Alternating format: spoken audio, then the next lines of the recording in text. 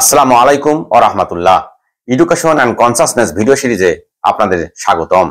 প্রিয় দর্শক, বাংলাদেশ নামক যে ক্ষুদ্র দরিদ্র কিন্তু সম্ভাবনাময় দেশটি বিশ্বের মানচিত্রে অবস্থান করছিল, তা যেন ধীরে ধীরে ব্যর্থতম রাষ্ট্রের দিকে এগিয়ে যাচ্ছিল।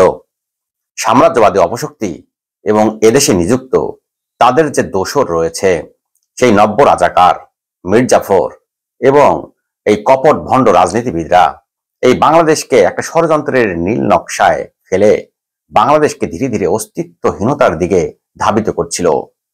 দেরিতে হলেও এদেশের ছাত্র এবং জনতা গণ আন্দোলনের সূচনা করে। সেই গণ আন্দোলন গণ বিপ্লবের রূপ নেয়। গণ বিপ্লব থেকে সৃষ্টি হয় গণ অভ্যুত্থান এবং গণ বিস্ফোরণ।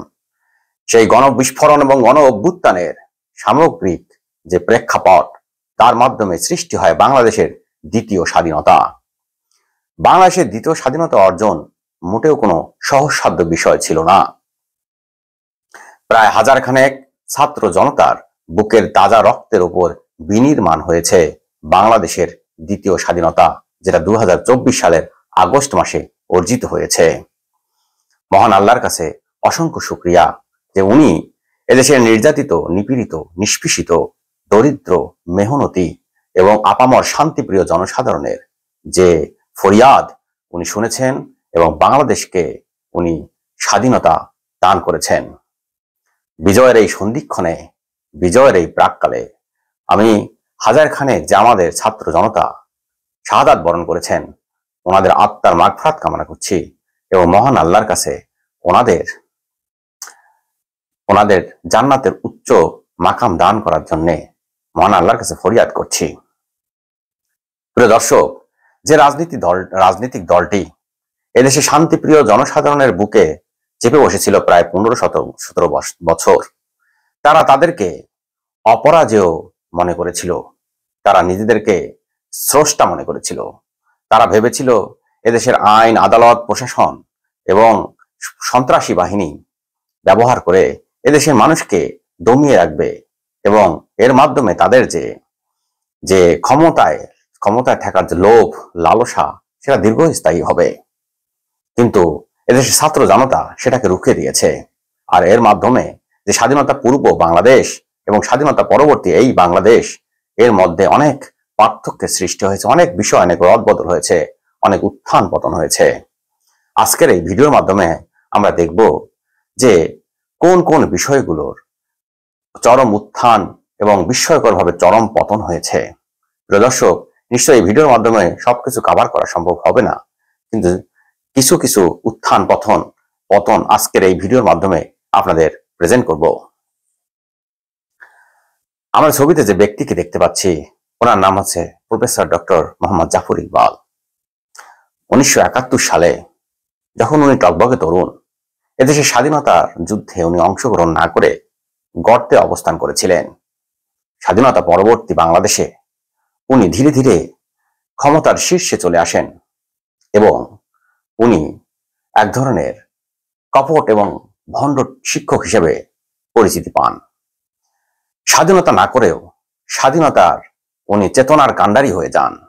উনি চেতনার ফিল্টার আবিষ্কার করেন এবং এদেশের সাধারণ মানুষের মধ্যে হিংসা, বিদ্বেষ, এই বিষ বৃক্ষ উনি রোপণ করেন এবং কথায় কথায় মানুষকে উনি স্বাধীনতার চেতনা, স্বাধীনতার ফিল্টারের মাধ্যমে উনি জাজ করা শুরু করে দেন। এই ব্যক্তির বিরুদ্ধে অনেক এলিগেশন আছে। বিদেশি ওয়েবসাইট থেকে হুবহু লেখা চুরি করে এদেশে পাঠ্যপুস্তকে ছাপিয়ে দেওয়ার উনি অন্যতম কারিগর। মাধ্যমিক এবং উচ্চ মাধ্যমিক পর্যায়ে যে 15-16টি বই উনি সম্পাদনা এবং রচনার সাথে জড়িত, এমন এমন বই উনি রচনা এবং সম্পাদনা করেছেন যেগুলো বিষয়গুলোতে ওনার কোনো এক্সপার্টিস নেই। এই ব্যক্তি 1971 সাল থেকে 2024 সাল পর্যন্ত উনি ধীরে ধীরে তার মেকি স্বাধীনতার চেতনার বুলি আউড়িয়ে ফিল্টার এবং চেতনার ফিল্টার আবিষ্কার করে উনি ধীরে ধীরে ওনার উত্থান হয়েছে।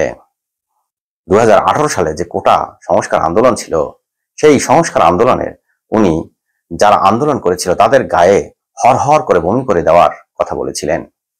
2024 সালে এসে উনি আবারও সেই স্বরূপে ফিরে এসে আন্দোলনরত শিক্ষার্থীদের রাজাকারের সন্তান নাতি নাতনি হিসেবে উপহাস করেন। ফলশ্রুতিতে ওনার 1971 সাল থেকে 2024 পর্যন্ত যে উত্থান হয়েছিল, 2024 পরবর্তী এই স্বাধীনতা উত্তর বাংলাদেশে ওনার সেরকম পতন হয়েছে। ফলে উনি গর্তের বাসিন্দা, গর্তে চলে গিয়েছেন।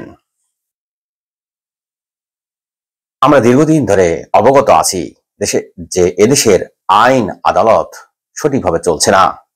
আইন আদালত চলে এই রাষ্ট্রের যে ক্ষমতাশীল দলটি রয়েছে তাদের নির্দেশ মতো, এবং এও কথিত আছে স্বৈরাচার সরকারের যে সর্বশ্রেষ্ঠ যোদ্ধা শেখ হাসিনা, তার নির্দেশেই মূলত আইন আদালত পরিচালিত হয়। আমরা এটা জানতাম 15-17 বছর থেকে যে আইন এবং আদালতে সঠিক বিচার হচ্ছে না, মানুষ ন্যায় বিচার পাচ্ছে না।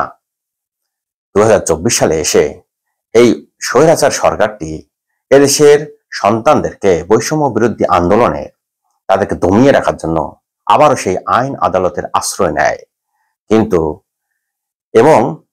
কিন্তু এদেশের সন্তানরা যে আন্দোলন সূচনা করে তা সে আইন আদালতকে তারা বুড়ি আঙ্গুল দেখায়। ফলে আইন আদালতের যে রাজনৈতিক কর্মী হিসেবে নিযুক্ত বিচারকরা, তারা যে ন্যাংটা, সেটা আবারও এই আন্দোলনের মাধ্যমে প্রতীয়মান হয়।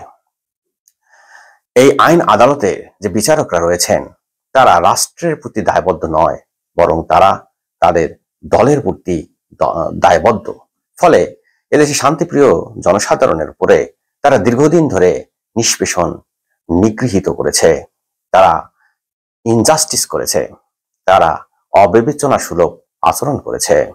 তাই এই আইন আদালতের নিযুক্ত যে বিচারকরা, তাদের প্রতি সম্মান, তাদের প্রতি যে দায় দায়িত্ব, সেইটা যে একটা মানবিক দিক ছিল, একটা ন্যায্যতার বিষয় ছিল, সেইটা এই আন্দোলনের মাধ্যমে এটা প্রতীয়মান হয়েছে যে তারা আসলে ন্যাংটা বিচারক এবং তারা আমাদের আইনের প্রতি মোটেও শ্রদ্ধাশীল নয়। আওয়ামী লীগ বাংলাদেশের একটা অন্যতম প্রাচীন রাজনৈতিক দল।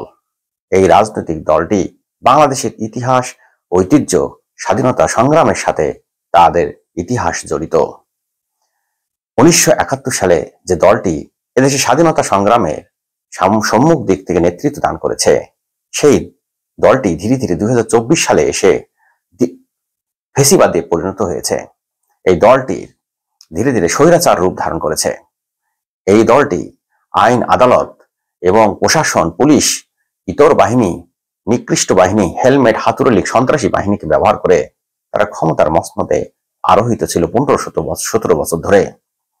এই দলটি ক্ষমতায় থাকার জন্য এদেশের শান্তিপ্রিয় জনসাধারণ এবং এদেশের সন্তান যে আমাদের ছাত্র ছাত্রীরা রয়েছে তাদের বুকে গুলি চালিয়ে দেয় শুধুমাত্র ক্ষমতায় লোভের কারণে, ক্ষমতার টিকে থাকার কারণে।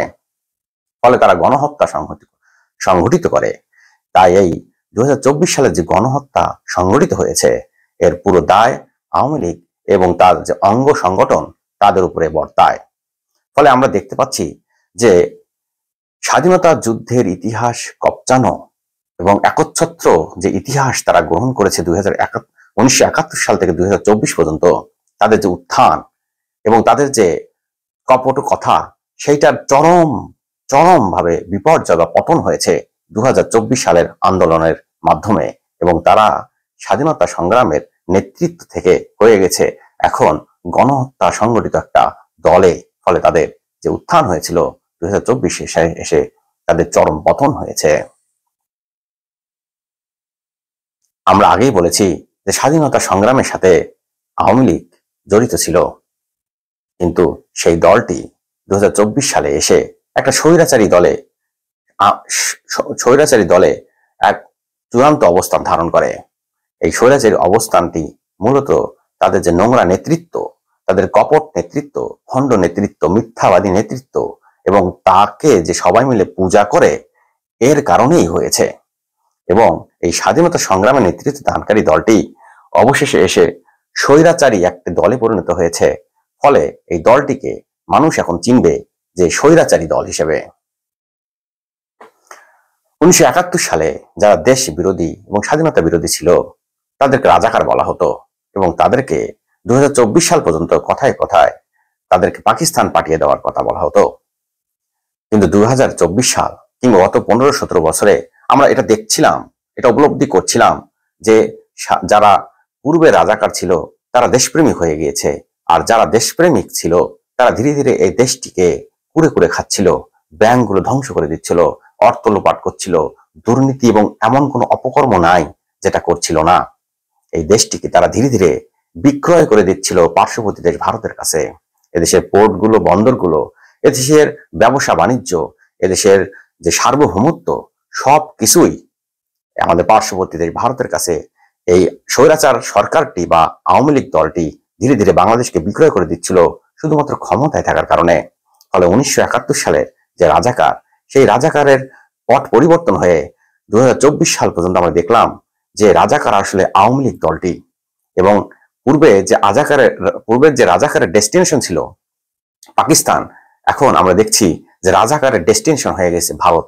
এবং তাই তো যে শেখ হাসিনা যখন পলায়ন করেছে, উনি পাকিস্তানে না গিয়ে ভারতে চলে গিয়েছে।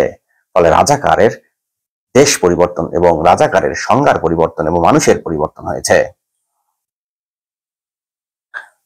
আমরা জানি যে বাংলাদেশ যিনি স্বাধীনতার যুদ্ধে স্বাধীনতা পেতে সামনের দিক থেকে নেতৃত্ব দিয়েছেন, সেই বঙ্গবন্ধু শেখ মুজিবুর রহমানের যে মৃত্যু হয়েছে 1975 সালের 15ই আগস্ট। ফলে এই সরকার ক্ষমতায় আসার পরে আগস্ট মাসকে শোকের মাস হিসেবে পালন করে আসছিলেন এবং 15ই আগস্টকে শোকের দিন হিসেবে পালন করে আসছিলেন। কিন্তু যেহেতু এই আওয়ামী লীগ দলটির স্বরূপ পরিবর্তন হয়েছে, এই আওয়ামী লীগ দলটি ধীরে ধীরে ফ্যাসিস্ট একটা দলে পরিণত হয়েছে, রাজাকার একটা দলে পরিণত হয়েছে।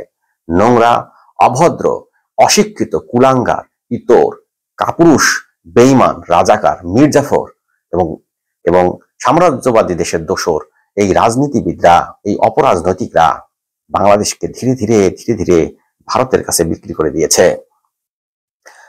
এর ফলে এদেশের ছাত্র জনতা তারা বিক্ষুব্ধ হয়ে রাস্তায় চলে এসেছে এবং তারা জুলাই মাসে দীর্ঘ যুদ্ধের মাধ্যমে, দীর্ঘ পথ পরিক্রমার মাধ্যমে, দীর্ঘ হিন্ড্রেন্স উপেক্ষা করে তারা রক্ত বিসর্জন দিয়ে শাহাদাত বরণ করে আগস্ট মাসে তারা তাদের বিজয় ছিনিয়ে নিয়েছেন। ফলে আগস্ট মাস যেটা আমাদের শোকের মাস ছিল, সেই মাসটি এখন বিজয়ের মাসে পরিণত হয়েছে। ফলে এই স্বাধীনতার যে দ্বিতীয় স্বাধীনতা আমরা পেলাম, এর মাধ্যমে আমাদের বিস্ময়কর একটা আগস্ট মাসের যে শোকের মাস, এটার পতন হয়েছে এবং বিস্ময়কর ভাবে আমাদের আগস্ট মাসের বিজয় মাস সেটার আবির্ভূত হয়েছে।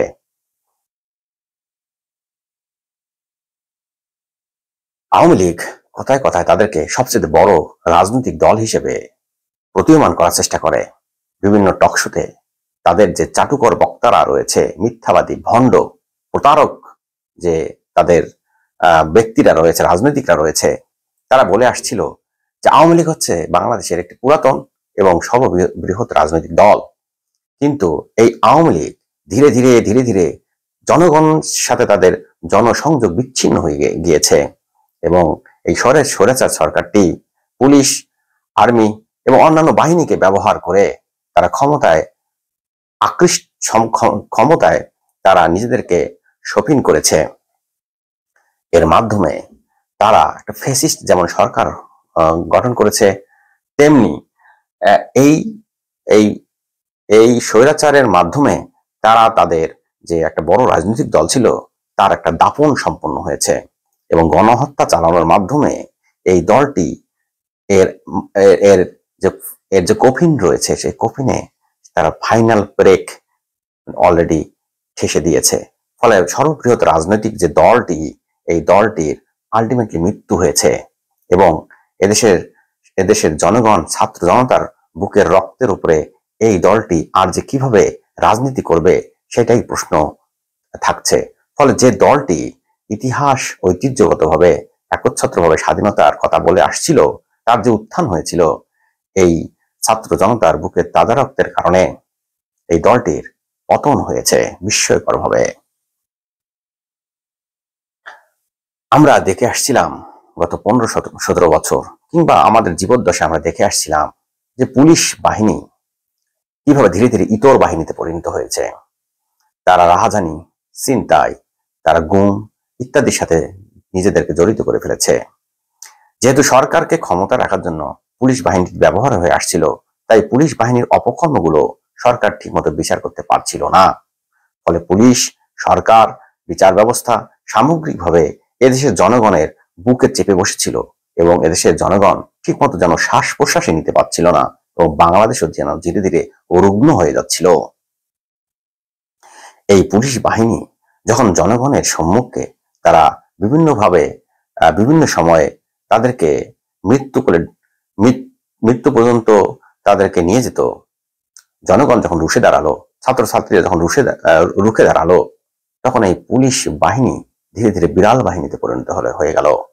তাই আমরা দেখলাম যে স্বাধীনতা উত্তর এই বাংলাদেশে পূর্বে যে ইতর বাহিনী ছিল এবং যেটা ছিল আজরাইল বাহিনী, একটা একটা একটা কালপ্রিট বাহিনী, সেই কালপ্রিট বাহিনীটা ছাত্র জনতার রোষের মুখে স্বাধীনতা উত্তর বাংলাদেশে একটা বিড়াল বাহিনীতে পরিণত হয়ে গেছে। আমরা দেখে আসছিলাম গত 15-17 বছর থেকে যে এদেশের পররাষ্ট্র নীতি যেন অত্যন্ত দুর্বল। এদেশের সর্বোচ্চ ক্ষমতা আসীন হয়ে শেখ হাসিনা যখন বিদেশে গমন করেন, তখন বিদেশ থেকে উনি কোনো কিছু নিয়ে আসার চেয়ে এই দেশটিকেই উনি বিভিন্নভাবে বিক্রয় করে দিয়ে আসতেন। এরপরে এসে সংবাদ সম্মেলনের আয়োজন করতেন, আর সেই সংবাদ সম্মেলনে ডাক পেত চাটুকার যে সম্পাদকরা রয়েছেন এবং যে সাংবাদিকরা রয়েছেন, সেগুলো তারা গিয়ে সেখানে মামু বসন করতেন, তোষামদি করতেন। তারা শেখ হাসিনার শাড়ি, রূপ, গহনা ইত্যাদির প্রশংসায় পঞ্চমুখ হয়ে যাইতেন। স্বাধীনতা উত্তর এই বাংলাদেশে আমরা যে নতুন বাংলাদেশ পেয়েছি, তার মাধ্যমে এই মামু বসনের চূড়ান্ত অবসান হবে, আমরা এটা প্রত্যাশা করছি। এবং এই মামু বসনের মাধ্যমেই কিন্তু শেখ হাসিনার চূড়ান্ত পতন হয়েছে। এই মামু বসনের সাথে যারা জড়িত তাদের মধ্যে অগ্রদূত হচ্ছে নাইমুল ইসলাম খান, মোজাম্মেল বাবু, মিথিলা ফারজানা রূপা এবং মাসুদা লাট্টির মতো যে নষ্ট ভ্রষ্ট ব্যক্তিরা, তারা বাংলাদেশকে বিক্রয় করে দিয়ে আসলেও শেখ হাসিনাকে কঠিন কোনো প্রশ্ন করত না, বরং আবল তাবল এবং ইররিলেভেন্ট প্রশ্ন করত। এর ফলে মানুষের মধ্যে যে ক্ষোভ, হিংসা, মানুষের মধ্যে যে ক্ষোভ সৃষ্টি হয়েছিল, তারই প্রতীয়মান হয়েছে এই এই এই যে গণ আন্দোলন হলো। এর মাধ্যমে মানুষ যে গণ আন্দোলনে নেমেছিল, শুধু সেটা কোটার কারণে নয়, এটা একটা দেশ যে সব দিকেই যে ব্যর্থতার পরিচয় দিচ্ছিল, মানুষ সেটা দীর্ঘদিন ধরে দেখে আসছিল এবং তারই একটা বিস্ফোরণ হয়েছিল এই গণ আন্দোলনে, গণ অভ্যুত্থানে।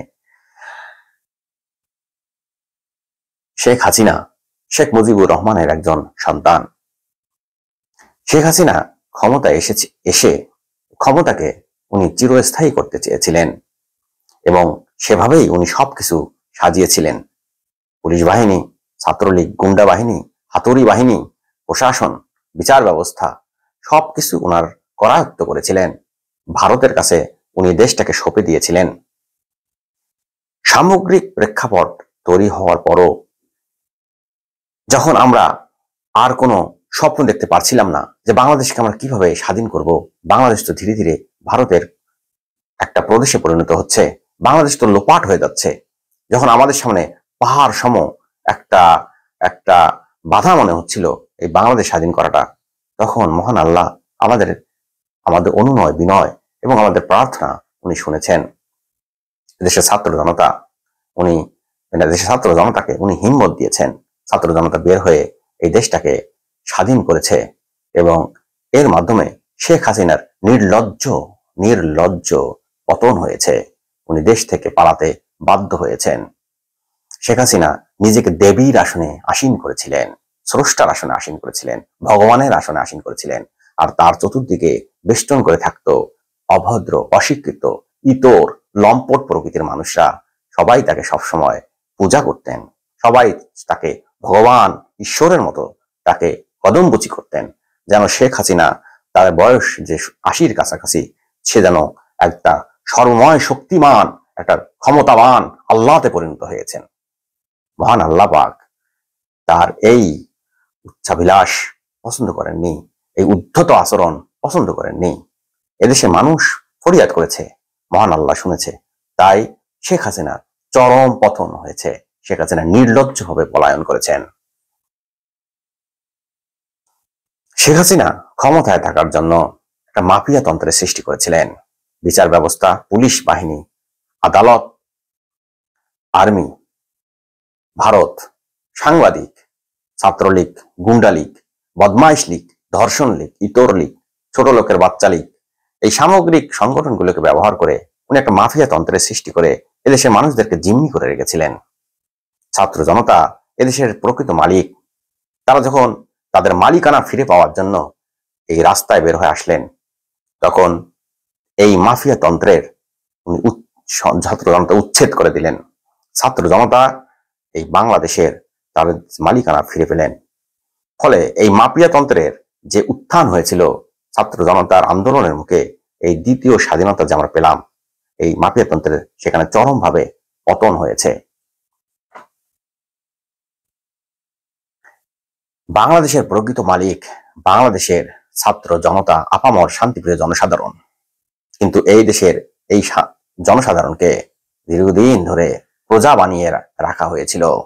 তাদের যে অধিকার সেগুলো সম্পর্কে তাদেরকে বেহাল অবস্থায় রাখা হয়েছিল।